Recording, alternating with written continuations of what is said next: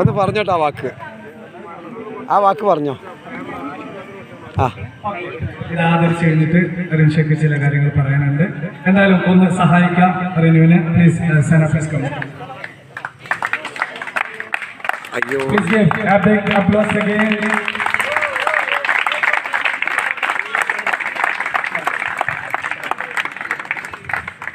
ഞാൻ എൻ്റെ ലൈഫിൽ 3ാം ക്ലാസ് മുതലാണ് പരിപാടികൾക്കൊക്കെ പങ്കെടുക്കാൻ തുടങ്ങിയത്. അപ്പോൾ ഒരുപാട് പ്രോഗ്രാംസിൽ പങ്കെടുത്തിട്ടുണ്ട്. പക്ഷെ ഇങ്ങനൊരു എക്സ്പീരിയൻസ് എനിക്ക് ഫസ്റ്റാണ്. അതിന് ഞാൻ എല്ലാവരോടും ബിഗ് താങ്ക്സ്.